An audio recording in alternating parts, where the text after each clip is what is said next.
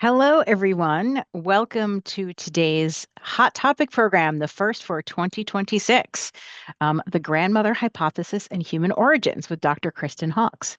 My name is Brianna Pobiner, and I'm a paleoanthropologist and educator at the Smithsonian's National Museum of Natural History.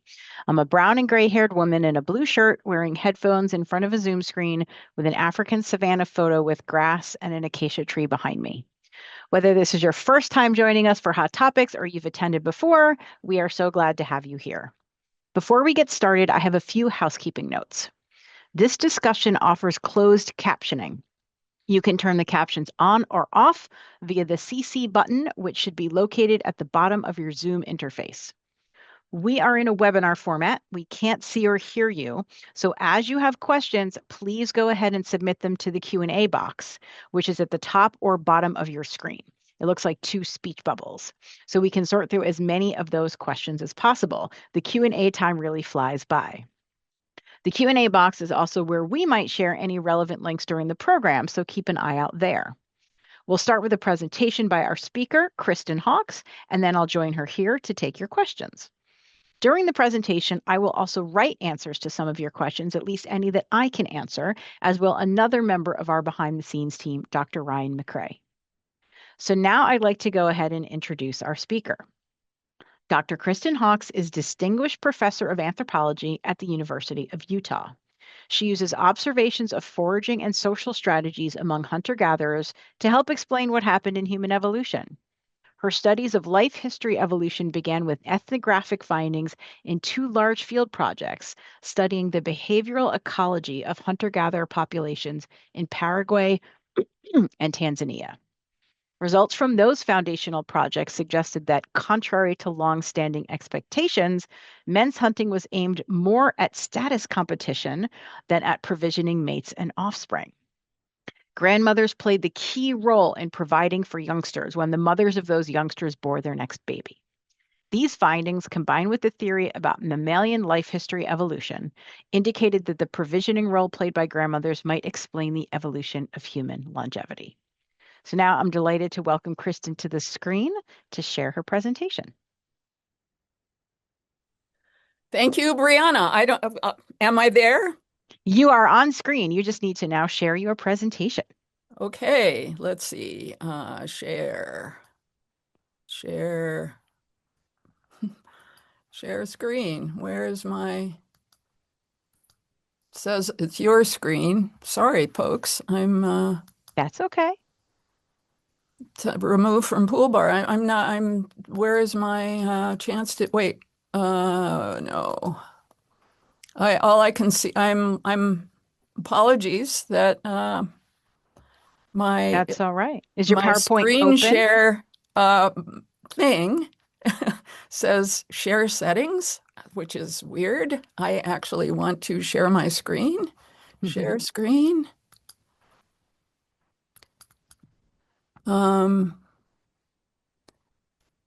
Is your PowerPoint open yet?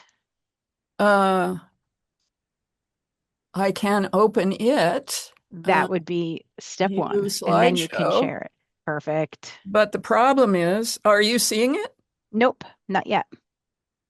Um, well, as long as I'm showing it, I can't see you. So I'm afraid I need. Oh, wait. Yeah. When I want to share screen, sorry, folks, someone else is sharing. You can request multiple presenter sharing for this webinar. Replace current share. Maybe that works. Yes, that's it. That's Okay. your button. Okay. Share. Hooray. Oh, there we Perfect. There go. you go. Okay. So apologies to everybody Now and you just need to go to, that's it. You're all set. Thank right. you. And thanks for the introduction, Brianna. I'm just so delighted to be here. And if you are all seeing my screen, I'm those of you that are interested in human evolution, I hope you know that Louis Leakey was smart enough to get Jane Goodall to go and pay attention to how life works if you're a chimpanzee. And she, in the 1960s, identified all kinds of features that we share with chimpanzees and a bunch of things that we don't. And she published them in various places before, but in her 86 book, all of this stuff that I'm going to quote is there. And she didn't know then what we know now about our phylogeny, that we all, us and the living great apes, we all belong to the same family. So this phylogeny is really important, and it's the genetics that's shown us that. But what she identified for chimpanzees, that mothering is this independent thing. There, a mom is moving along, feeding herself, carrying the baby, and it depends on her milk. But it actually the baby starts feeding itself solid food by its first birthday and becomes an independent feeder at weaning. And that's the case for all the other members of our living family of hominids, except, of course, that's not the case for us.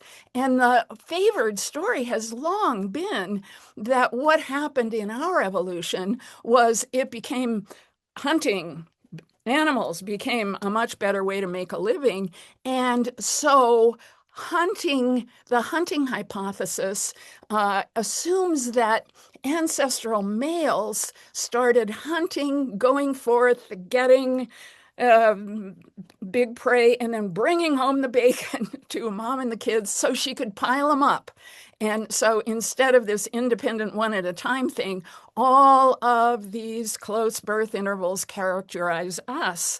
Well, Goodall had pointed out that actually chimpanzees hunt, and males hunt more than females do, but most of the meat is eaten by the males. There's no paternal provisioning.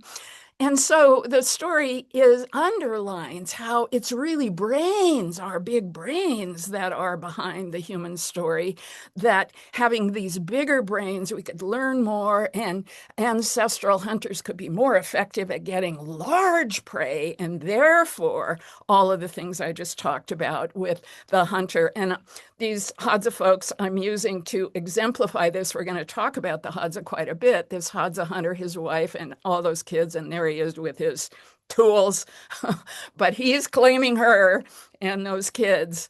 Well, when we started this project in South America, I was so lucky to have this opportunity, and my students at the time, Kim Hill, Magdalena Hurtado, Hillard Kaplan, we all had the opportunity to actually spend time with people who were living on wild foods. These Ache folks in Eastern Paraguay, they know how to do it. So we could actually hang out with them and see how it works, and develop a quantitative picture of what was going on. And what we learned was that the guys who are better hunters, they spend more time at it.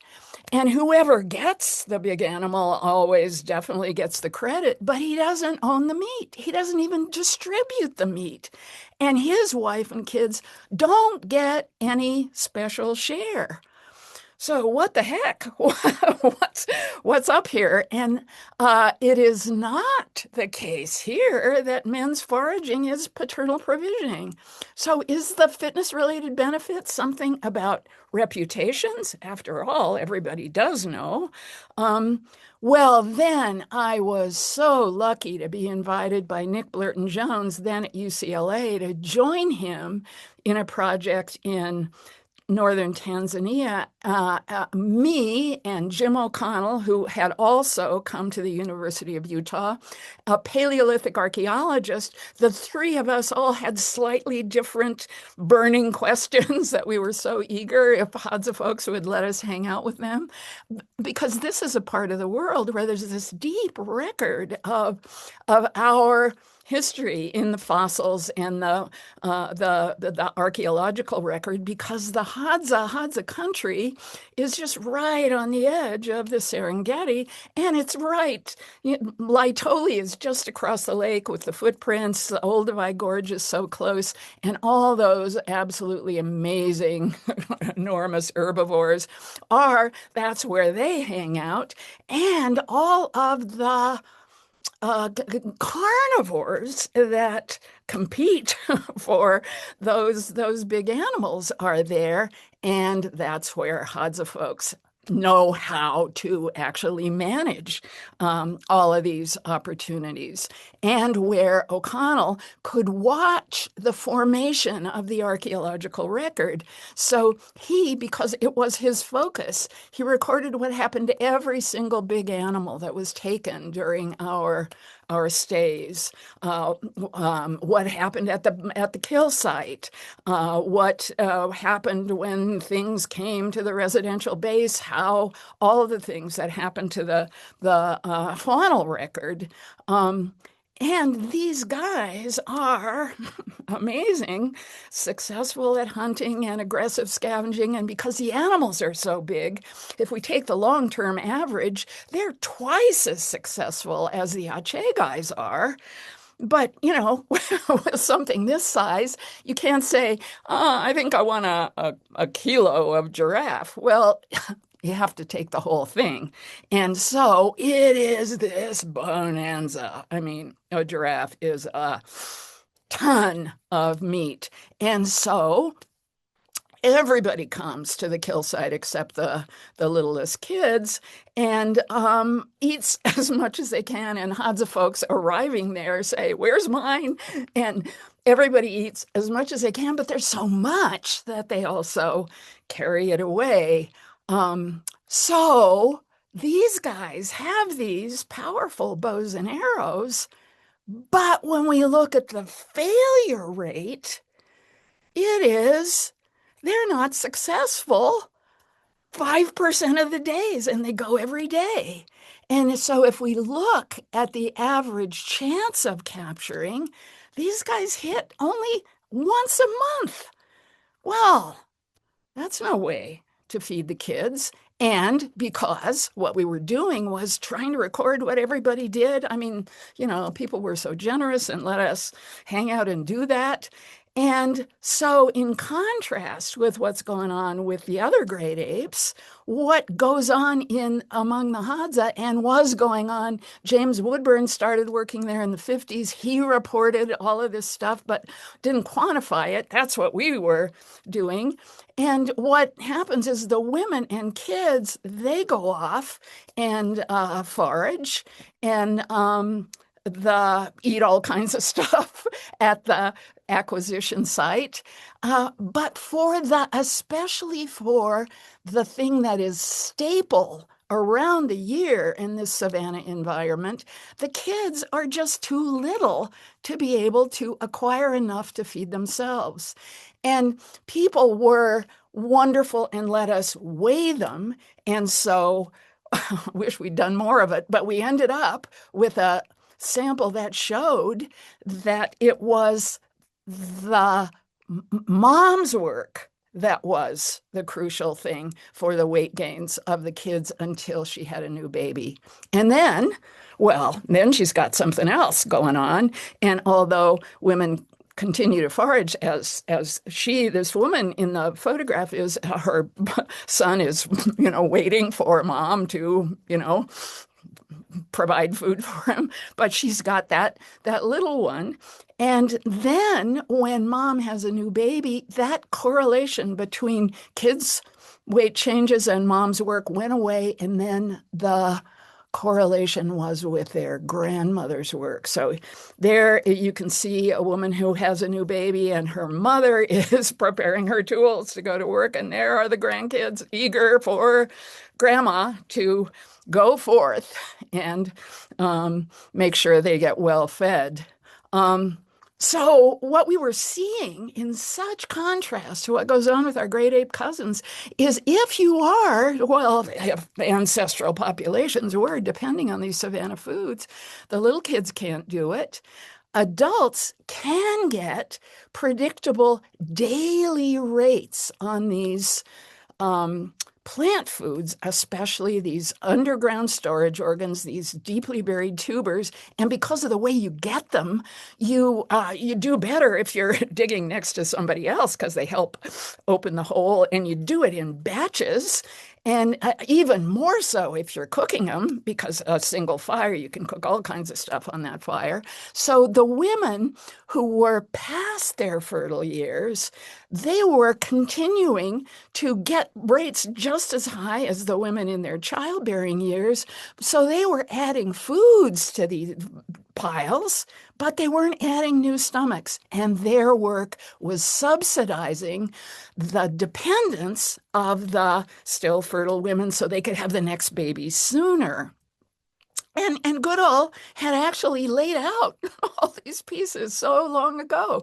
She pointed out that chimpanzee, this is a quote from her 86 book, mothers of youngsters in their fourth or fifth years refuse requests for items that the child can acquire himself. Some consistently refuse to share with the 3-year-old, even those foods that are virtually impossible for the child to obtain otherwise. So she had seen that's actually what's going on.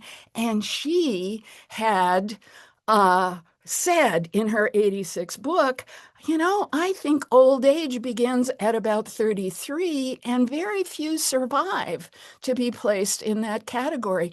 And this is showing models of the female half of the age structure for chimpanzees on the left and for humans with Hadza folks, modern people representing us. But the mortality is much higher if you are living a foraging life than the ones that we live. But what you can see there is each one of these bars is a 5-year age class, and that's the fraction of the female population in that age. And there you can see for the chimpanzees, the orange bars are the juveniles. They haven't reached adulthood yet. They haven't had a baby. The green bars are the fertile years. And then very few live past the fertile years. But look at the human side. Again, the orange bars are the girls. The green bars are the adult women who are still fertile. And those golden years, those are the postmenopausal female, of whom I am one. And in all of the human populations we know anything about, there's a big fraction of the female population that is post-fertile. So this sets up our version of a grandmother hypothesis, that is what the subsidies that came from the older women favored increased longevity. And then I was so lucky to have Peter Kim, a mathematical biologist, get interested in the question. And, boy, do we pay attention to the paleoanthropological record, the fossils, and the paleoarchaeology. But, we don't really have a time machine, and that's where mathematical modeling is so important. And Peter, his specialty, agent-based models, was interested in, okay, could it really happen that way? And so building models in which the assumptions that we were making were running the show. And here now we've added the male side of the age structure. And of course, because we are sexual reproducers, everybody has a mother and a father. And as longevity increases in females, it also increases in males. But as is true for mammals in general, females get all the cells that are going to become eggs early in life. We get it while we're still a 5-month-old fetus, and then lose half of them before we're born, keep losing them through the early years, keep losing them before menarche, lose them while we're cycling, lose them if we're pregnant, lose them if we're lactating. And then there are few enough that they no longer run our menstrual cycles. And that's when fertility ends and eventually we reach menopause. Male mammals continue to produce new sperm throughout adulthood. And so what's happened is the fertile ages shift from what they are in most mammals, including chimpanzees, female biased. They are male biased in us. And that male bias means there's all that competition out there, which means that if you can claim a female and defend your claim of her, you end up with more offspring than if you go for a paternity and then go for another one somewhere else. And so what evolutionary life history theory does is what Darwin did. It's amazing what he was able to do in the middle of the 19th century. Recognize that it's all about producing descendants, and where you are and what you do already shapes what's possible. So phylogeny really matters. But there is a trade-off between more going into the adult apparatus, well, growing it in the first place and then keeping it maintained and repaired, and what goes into reproduction. And reproduction is, well, parenting is one part of it, and certainly he talked about that. But competing with what goes into parenting is what goes into competing for mates. In fact, he saw that was so important that he talked about it even before The Origin. He talked about it in The Origin, but it was important enough that he wrote a separate book about it and talked about the role of sexual selection and how important it is. Now, so those two things are competing with each other. More into one means less into the other. That's what these trade-offs are all about. And one of the things that Darwin didn't understand was actually how inheritance works. And within the 20th century, the recognition now being able to actually see chromosomes and recognize that it's reproduction of genes, now the recognition of the importance of inclusive fitness, as W.D. Hamilton recognized, and Hamilton's words were that he talked about inclusive fitness, pointing out that the parent-offspring relationship is just a special case of something more general. The parents got their genes from their parents, and so we can actually calculate the shared genes beyond parents and children. And what then ends up getting into the next generation is not just what comes from parenting and mating, but what comes from inclusive fitness. And the interest then in the sexual conflict that this created in our ancestors, that Peter Kim and his students and postdocs, I'm so glad, who have these mathematical abilities worked on. And Matthew Chan took that problem and used mathematical tools to be able to depict, so we could look at the fitness landscape and look at adult life expectancy. That's on the horizontal axis, and showing what happens if we got two sexes, or if we just consider the female fitness landscape alone, or the male fitness landscape alone. And as you can see, that green arrow is showing the male fitness landscape. And if you're male, because you're continuing to produce sperm, and there's always a chance you'll get another paternity, and therefore greater longevity is always advantageous on that side. If we talk about the two-sex fitness landscape without those subsidies of dependence coming from grandmothers, then the dotted line is showing adult life expectancy looking like what is the case in chimpanzee communities. If we consider with grandmothering and we just look at the female side, then that arrow in the middle shows what would be the optimum. And increased longevity counts, but really it's the conflict, the males pulling for greater longevity, that push the two-sex fitness landscape up to where that blue bar is, which is what it looks like in human populations who are living under the mortality regimes of hunting and gathering.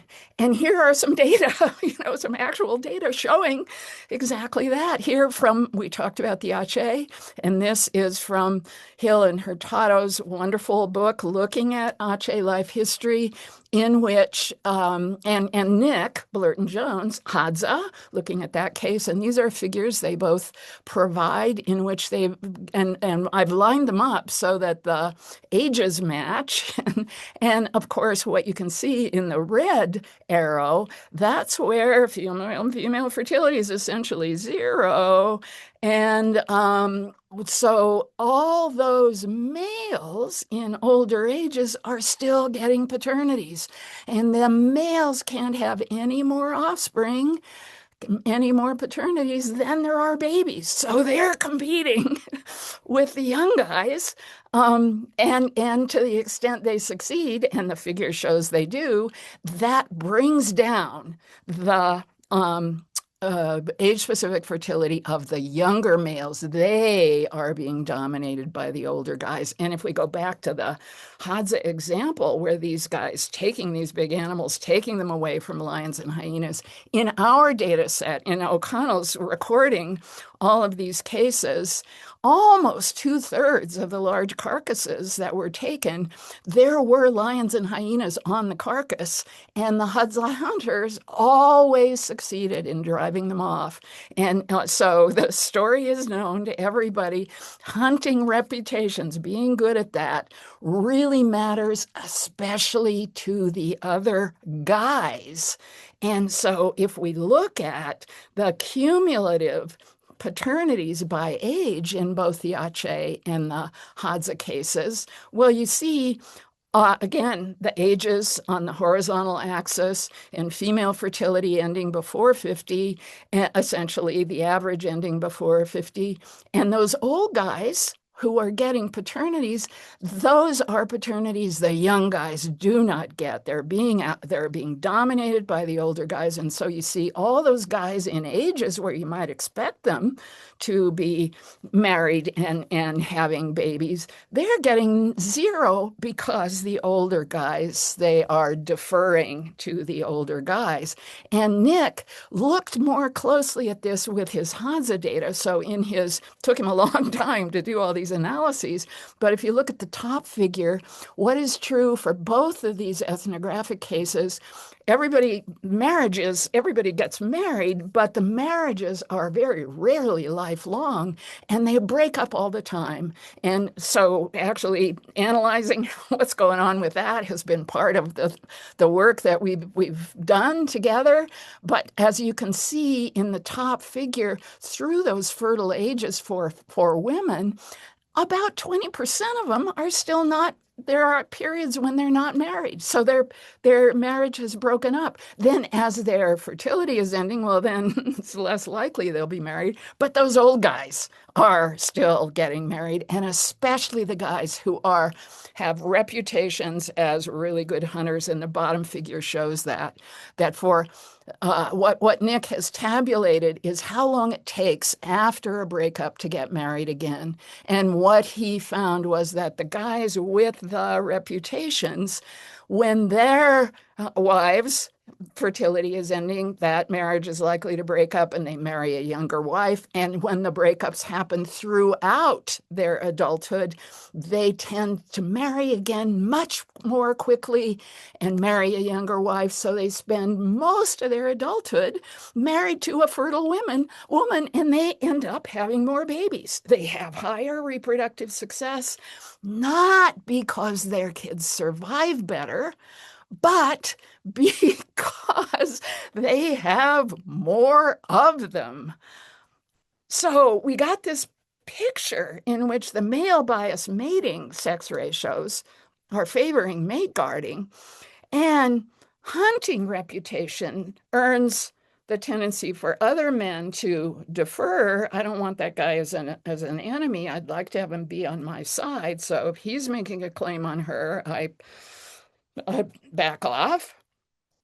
And so we got mate guarding, and then this thing about reputation building, and the old guys are always going to be ahead. I mean, some of them don't get hotshot reputations, but some of them do. And those guys run the show. And so patriarchy is really part of this recurrent thing about us is, from this perspective, built into our life history. Those Hadza guys, those Aceh guys, and then the Al guys. This is Central Australia.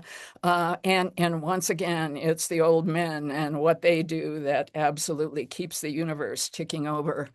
Where did this reputation thing come from? Why is that such a big deal? Well, we have to go back from this perspective to this contrast that Goodall had, already laid out for us, and accumulating data has just shown more and more of it, that for the other living hominids, the mothering is independent, and the nursing babies start feeding themselves. We have quantitative data for all of them. They start feeding themselves by their first, they're still depending on our milk, but by their first birthday. Well, if I had a baby here to show you, you would, but the picture will do. Not the case for us. So from this perspective, our ancestors were drawn to these savanna foods that youngsters can't manage, but grandmothers can. And so the females who are aging slightly more slowly could subsidize the dependence more, and that would mean shorter birth intervals and slower development, because if you are developed more slowly and end up getting bigger, then you can put more into babies, and those things are all favored by slower aging. But the intersection of those two things, slower development and shorter birth intervals, has crucial consequences from this perspective. That next baby, while the other one is still so not able to manage things on its own. And that has crucial consequences for mothers that primatologist Sarah Bluffer-Hrdy started talking about in 1999, made such a case for this, same thing in her 2009 book, Mothers and Others. One of the things that characterizes humans is this stacking of dependence, making us, she said, sometimes almost like litter bearers. So these two things happening together, I mean, the trade-offs for mothers are way more complicated, but what's crucial is what the consequences are for infants, as Hrdy noted in more than a quarter of a century ago, that here are infants who are completely unable to actually manage on their own. Mom is now got some other stuff to do. And so if I don't draw her back, or somebody, that's curtains for me. So selection is so strong on the capacities of infants to engage somebody. Mom, come back. Somebody else. Am I not so cute? Don't you? Am I? This thing about our infants being altricial, that's what we recognize. They are so helpless socially. They're so precocious. And it's a thing that's interested developmental psychologists. Those are the amazing contributions on the book covers on the right are, I like especially Vasudevi Reddy's characterization in her book of how flirtatious human infants are. This social precocity, really caring about, am I not so cute? And let's see, what about you? And this reputation becoming so important, the social relationships so important already in infancy. And so, oh boy, let's look at all the things that are associated with these shifts. Our order, primates, includes this wide diversity in body sizes. Gorillas, the biggest, and those little mouse lemurs, the smallest. And that female gorilla grows 10 years to get to be that big before she has her first baby. That little mouse lemur, by the time it's 1 year old, it's starting to have lots and lots of babies. The body size of gorillas is 1,000 times bigger than that little mouse lemur, and the brain size is bigger for the gorilla, but it's only 250 50 times the size. So what's going on there? And already in the 60s, Harry Jarrison was so interested in what is going on with being smart and brains and so on. And this is a figure from his often reprinted 63 paper in which he's showing the relationship between the logged body weight on the horizontal axis, brain weight on the vertical axis, and the line there is other mammals, not primates. But then the primates are brain size is bigger than the average mammal. And, he was paying attention to that. And, we're kind of a smart, aren't we? A kind of a smart order. And he talked about what we should pay attention to is maybe if you're bigger, you have to have a bigger brain to run that bigger body.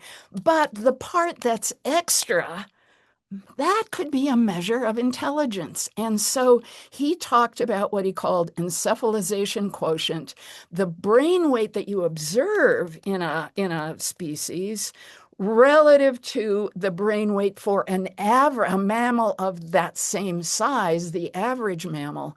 And that the intelligence is a measure, the encephalization quotient is a measure of intelligence. And Jarrison noticed that as you look across these mammal brains, the bigger the brain is, the larger fraction of it is neocortex. Well, that is considered to be what was really going on in the standard story about our evolution. This bigger brain was favored to learning more and then ending up being a more effective hunter, made all these other things possible. That's the standard story.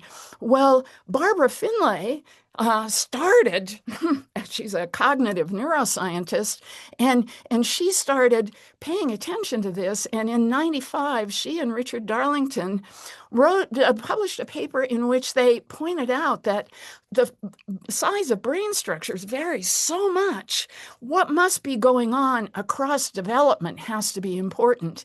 And in their 95 paper, they showed that for the sample they had then, the rate of development is what determines brain size, but you have to start at conception. A lot of stuff has happened before birth, and besides, birth moves around among mammals. We could talk about that. But the developmental order is what determines the size of a structure. The largest increase is in the structures that are born late, because there are all those stem cell turnovers, more cells, and when they differentiate, then that structure is bigger. So paying attention to days post-conception, and now all that's logged, and boy, the correlation between these events in brain development is just astonishingly tight. And what is striking, well, among the things striking about that is how early our babies are weaned in relationship to brain development. And as Barbara Finlay said in 2019, the belief that our neocortex is exceptional, that's the way human exceptionalism, our big brains, crown of creation, these are her words. That has caused both neuroscientists and psychologists to prematurely assign functions distributed widely in the brain to the cortex, and to, this is the payoff part, to neglect genuinely novel features of human infancy and childhood. And so from the perspective I'm talking about, this priority to the social, the importance of social relationships begins so early. That's more important than anything. It starts out in infancy. It continues lifelong. One of the things that can account for is this tendency. Let's see, am I doing it right? How do I fit in here? Okay, is this the right way? This is how we do it. Okay, that's us, not them. And so we get this us versus them thing that's so powerful and makes us dangerous to each other as well as everything else on the planet. But it also gives us this. I mean, this pleasure we get in connecting, in mutual understanding, in feeling as though we're together on the same team with a common purpose. Um, from the perspective I'm talking about, it's those, well, the Hadza grandmothers that showed, eventually made clear how important this was in our evolution. That's what brings us together here. I hope that I can be clear enough that you can see from my perspective how these pieces fit together. So please, I am eager to see, to learn what you think doesn't work, what wasn't clear. Comments, please. Fantastic, Kristen. Thank you. Wonderful. That was amazing. And I'm going to go ahead and jump in with some behind the scenes questions to start with, actually. And so one of our behind the scenes team questions is, at what point, if you have a sense in human evolution, do you think that there was a shift from a more chimpanzee-like life history to a more modern human-like life history? Do you think it was sort of a gradual process? Do you see like stepwise, anything like that?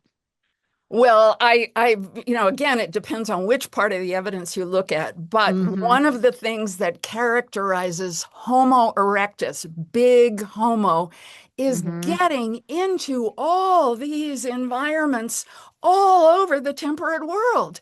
In other words, those guys were effective at surviving in the kinds of environments in which the babies couldn't feed themselves. So that seems Ah. like such a major signal, as well as the increase in body size. Brain size increases too. Hmm. So all of those pieces in big Homo are features that make it look, from the perspective I'm talking about, very much like that's the way those folks were uh, managing the world, has real Hmm. similarities with what happened in, if we want to talk about modern sapiens. Okay, excellent. Um, Here's a question from Niels, who asks, how does the development of social communication and language fit into your model? What a great question. Because of course, here I am hoping that language is working in this communication. And this is again, I'm standing on Sarah Hrdy's shoulders. Her identifying how much this kind of intimate what activity between infants and babies in us, in contrast to what we see in the other great apes, is Mhm. all about trying to link, and that seems like the very context in which using verbal ways to communicate is something that begins to be favored. And Hrdy has written a lot about similarities in babbling and so on with, for example, the other quote cooperative breeders in our radiation. But those are those little New World monkeys, and that's a very different set of aspects of phylogeny that's associated with them. Excellent, thank you. Here's a question from Diane who says, wow, the Hadza was a great sample, but how does that reflect in modern society? Is there connectivity via social networking, more than one-on-one interaction between grandmothers and grandchildren? And she says decreasing birth rate may be one point to consider. So, Diane, thanks for the question. I mean, I've often entertained the idea that what we call the demographic transition, and I, have written about some of these things, but that it could be all this dispersion, and you don't have grandmother around, and therefore, what happens is parities really go down. Um, Short birth intervals still characterize us. Often when I talk about this and how one of the features that goes with our phylogeny that actually Sarah Hrdy pointed out is this male infanticide that you get, males knocking off the babies under particular circumstances that is explained by natural selection, that by killing this little one, you will advance the time that mom could have another one. And if this one isn't yours, and the chances are you'll get that next one, then selection's going to favor that. And she talks about the counter strategy, therefore, is to spread the possibility of paternity widely. So what gets called by very negative labels, she talks about in a lot of contexts, that's being assiduously maternal. What you're doing is reduce the chances, increase the chance of survival of your kids. But there are people who have looked at the role that mothers play for women when they're having babies in our context. Robin Dunbar and some of his collaborators looked at cell phone connections, in which a woman who is just having a new baby, and boy, is she talking to her mom about now, when the demographic transition, I'm sorry about this, I always too many things at once, but that when you don't have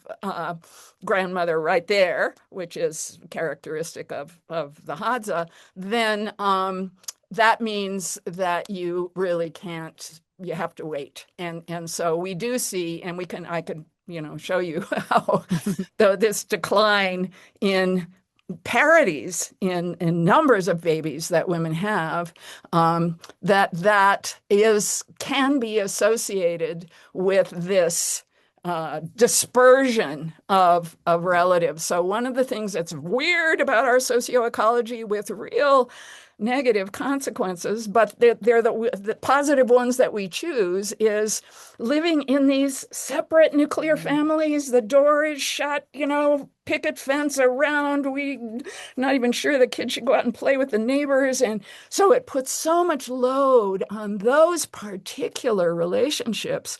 And in the kind of socioecology that characterizes the Ache or the Hadza or other, face-to-face societies, there are all these other folks. You're not getting along with mom, and there are lots of other women.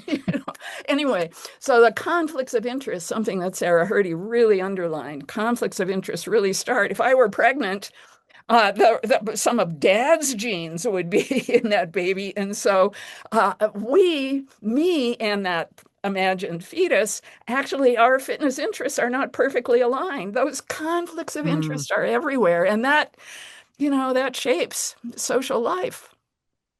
Awesome. Thank you. I'm going to ask one of our behind the scenes questions now. Do you think the influence of grandmothering has had a different impact on traditionally matrilineal versus patrilineal groups? I think the data show that depending on which one you pick, yes, that if we are, these are data from these European family history things, that one of the things, if the ownership of stuff is in the patriline and women are marrying in, then the view of dad's mom is that incomer, she's replaceable. So work her to a nubbin, right? We don't care very much about her. And things are different in the matrilineal belt. So there are places where your membership in something and your claim to all kinds of things depends on your matrilineal lineage, and we have lots of really good ethnography. I mean, I'm tempted to tell stories about Malinowski and trying to explain to his Trobriander friends when he was interned in the Trobriands during the First World War, trying to explain sexual reproduction. And it's their dad he's the source of half. Well, Malinowski probably didn't say half, but as he sat on the porch, couldn't leave because of the war, and he would try to explain to his Trobriand colleagues, and their matrilineal affiliation is crucial. And the guys would say, You can't be serious. I see those kids there having sex and the girls don't get pregnant. One guy said, I was away for 2 years. And when I came back, my wife had a baby. Yeah, I mean, the data are not consistent with the story you're trying to persuade me of. I mean, this is a thing. How do we know about stuff that we don't experience directly? Sometimes, we see the same thing. Actually, our eyes see the same thing and we don't even quite see it the same. But, Hmm. think about how we know about how babies are produced. It takes one haploid gamete from mom and another haploid gamete from dad to form that diploid zygote. Well, none of us have ever seen that with our naked eyes, except in now assisted reproduction, where through a microscope you can do some of those things. But anyway, the accumulated evidence is we rely on, and we're always trying to accumulate more and figure out how we can test hypotheses we have about the topic today, which is human evolution. Thank you. My next question is from Tad behind the scenes, who says, Dr. Hawks, you've talked much about hunting excellence and status, but I didn't hear you talk about status acquired by not killing animals, but killing other humans in Oh, situations of yeah. tribal conflicts and warfare. Does that figure into your hypothesis, or did that simply not happen much in the pre-Neolithic ages? Uh, well, this is a contested topic, as is it, Todd? I'm sorry if I'm not getting your name right. Tad, yeah. Yes, yes. Hmm.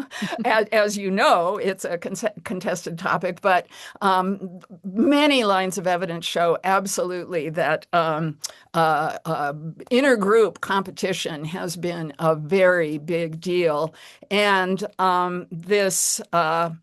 Being on the being on the same side with your allies has clearly been so important in, well, what we can see in ourselves in living people. But the story that I'm telling, that is part of what goes with the evolution of our life history. I mean, actually, we can see versions of something like this in our closest living relatives, chimpanzees.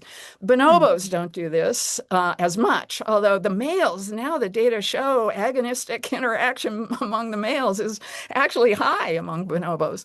But no question that in our modern human radiation, this competition for stuff has been really important, and it has often included, you want to kill the enemy.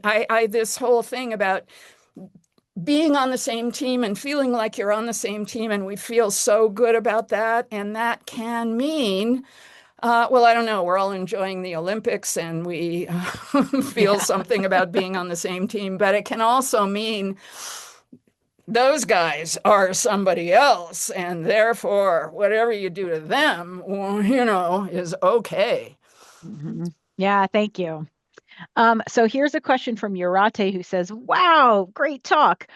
Could you just review the info on the slide with brain weaning growth versus weaning? So I think like brain size increase and then time of weaning. Right. Well, I could show the slide, but what that slide shows for a whole bunch of mammals, a bunch of primates, and a bunch of non-primate mammals is from conception. So this has been a crucial thing that Finlay and her collaborators have emphasized, that the birth sort of moves around. So you really have to start at conception. All kinds of stuff is happening then.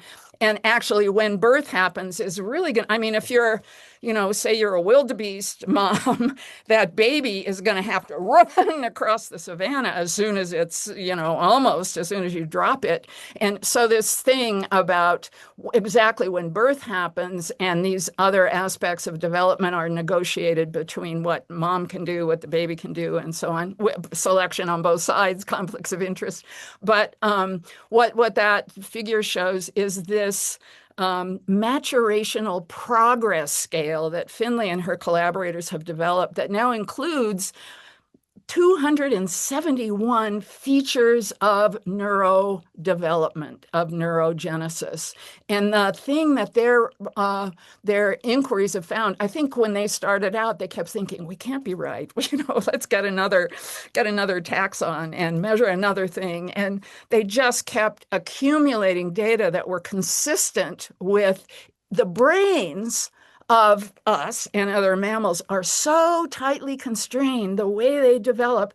Think about our bodies. If we're mammals, for us, here I am doing all this stuff, but there are mammals that have fins, there are mammals that have hooves, there are bodies. Now I am building on other folks recognizing that the slower you are in developing, the bigger you are, yes, for body growth.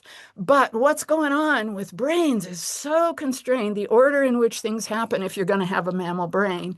And what that figure shows is that if you log these post-conception days, you get a straight, this is a thing, about how if something is slower than what is happening, and so we would really see a curve here, things are happening slower in us.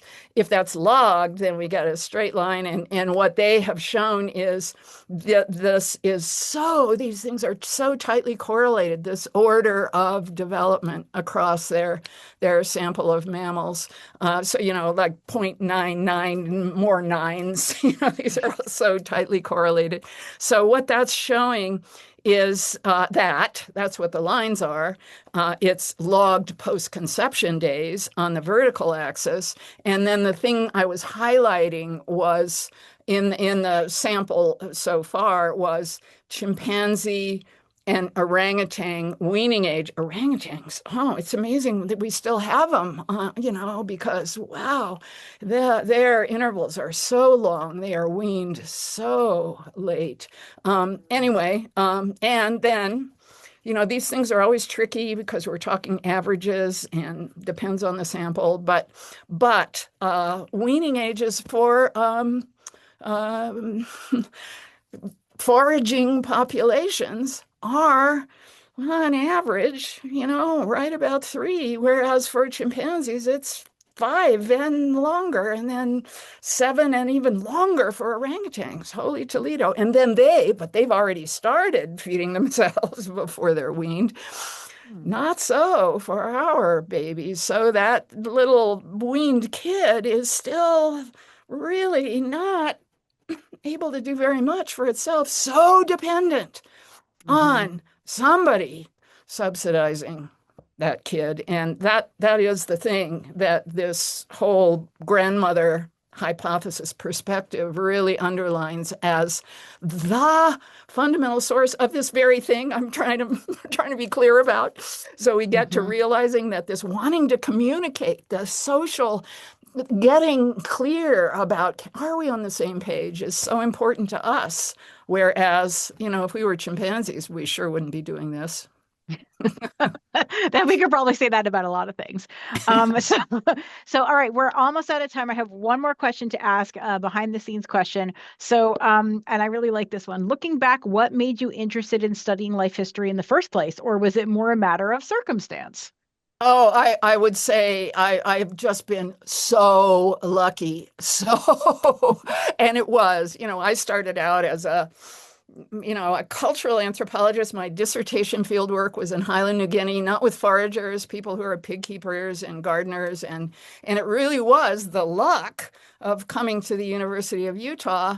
And I was still working on my dissertation here. And anyway, this is a long story, which I have told in print, so you could read about it. But luckily, I went to a guy in the math department. So am I using the right statistics here? And he said, we got a visitor this year who kind of is interested in this stuff. You ought to try. And this guy, Watson was his name. Watson was also my dissertation supervisor, but this is a different Watson who was actually a student of R.A. Fisher's. And he was visiting in the math department, and he was great. And I talked to him about what I was, and he said, there's a guy on the faculty here who you really ought to meet.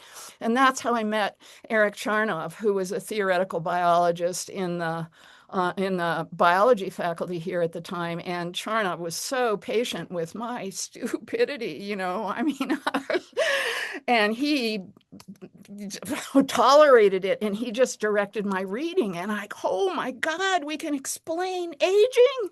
We can explain sexes. Ah! And so, anyway, I took a long postdoc, actually post PhD by that time, and continued whenever I was here to be with Charnov and his students and in his seminars, and all the things it has turned out, all the things that he worked on. He made major contributions to foraging models. That's actually what we were after with our Aceh project in the beginning. Do these things that work for other animals, do they also work for humans when they're depending on wild food? So life history, foraging models, sex allocation. There's so much I would say about that if only we had time. Anyway, so, lucky breaks for me at every turn. And I've just had the most amazing collaborators who have shown me how to see what I didn't realize I was looking at. So. I love that. That's a beautiful way to wrap up about the power of collaboration and, in some sense, just chance in who you come across as an academic. So I love that. Trying to listen. Exactly. Yeah. So wonderful. So I'm going to conclude today's virtual program. Please join me in the audience in thanking Kristen for sharing her work with us. I'd also like to give special thanks to those who made this program possible, to our behind the scenes team who helped sort through your questions, to our donors, volunteers, and viewers like you. And finally, to all our partners who help us reach, educate, and empower millions of people around the world today and every day. We thank you. Next month, we'll be featuring paleoecologist Dr. Kay Berensmeyer from our museum, the Smithsonian National Museum of Natural History, on March 26th. So mark your calendars. We'll put information about that program online soon, and we'll send you information via email. So keep an eye out for that. We've put a link in the Q&A where you can find information about our other upcoming programs and how to sign up for the museum's weekly e-newsletter. That's really the best way to stay informed about upcoming programs and to learn more about the museum's research and exhibitions. After this webinar ends in a moment, you'll see a survey pop up asking for some feedback about the program. Please take a moment to respond. We're curious to know what topics you might be interested in seeing for future programs, and we appreciate your input. Again, thank you to Dr. Hawkes. Thank you to the audience, and we will see you next month. Thank you so much. Thank you, Brianna. Thank you. Thank you, everybody.